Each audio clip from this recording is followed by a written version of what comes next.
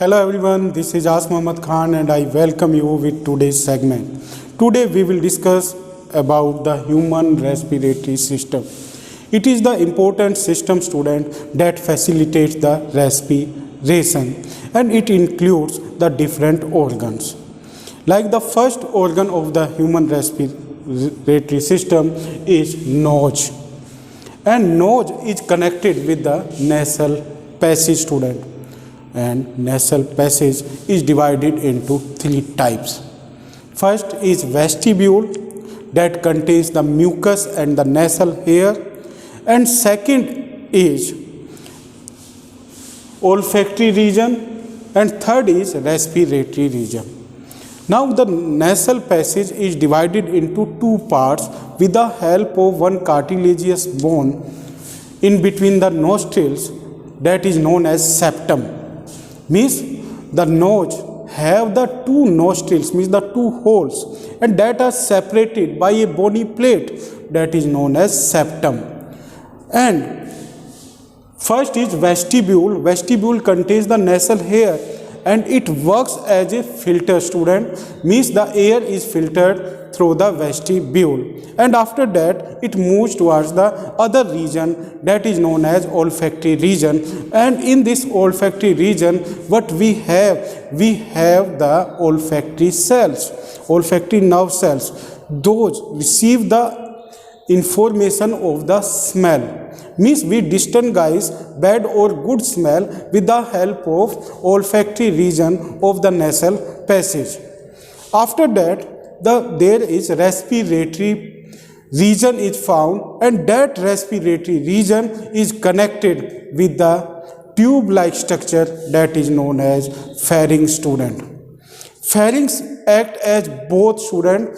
It acts for the food and wind, means it works as a wind or food pipe, and it is common for both, but it is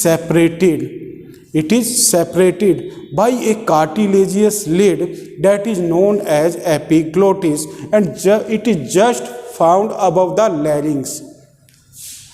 Means pharynx and larynx are separated with the help of one cartilaginous lid that have the leaf-like structure, and what we call it? We call it epiglottis.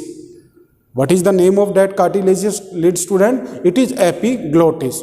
And with the epiglottis, there are many cartilage bones are found, student.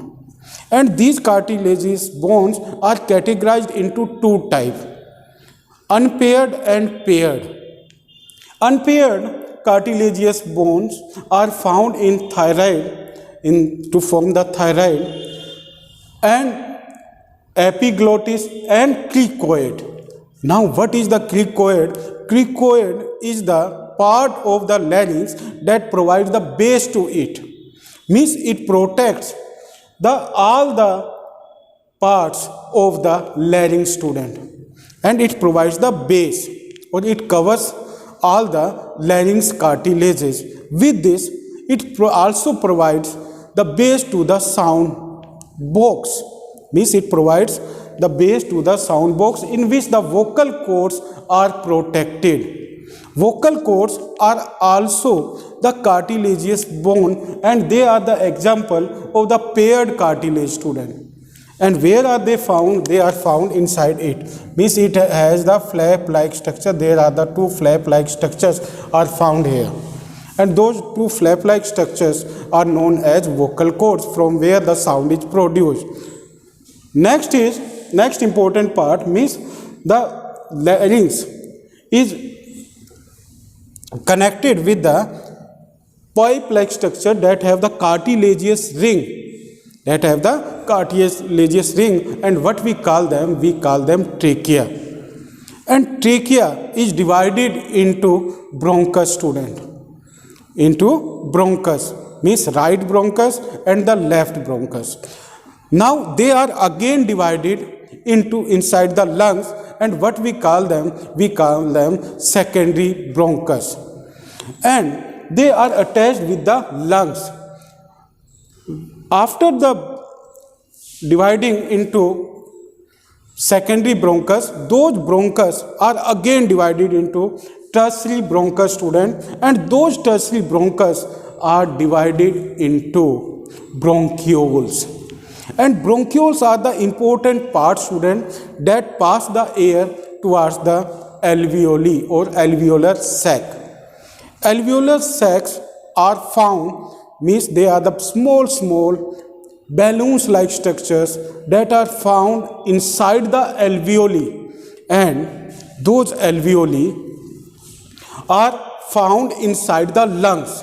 Means when we inspire the air, at that time those alveoli are blow, and due to that blowing, that air is taken by the blood capillaries, and in the blood capillaries there is one important respiratory pigment is found, student, and that respiratory pigment is known as hemoglobin. And when the hemoglobin come in contact with oxygen, then it makes oxyhemoglobin, and that oxyhemoglobin is transferred to all parts of our body, and that oxyhemoglobin is separated at the particular part where the energy is needed to oxidize the food. And in the oxidation, the carbon dioxide is formed, and that carbon dioxide is again taken by the hemoglobin as carboxyhemoglobin, and it is transferred again towards the alveoli. And in this process, student, in intaking or exhaling of the oxygen and the carbon dioxide, there is one important process takes place in between the blood capillaries and alveoli, and that process is known as diffusion.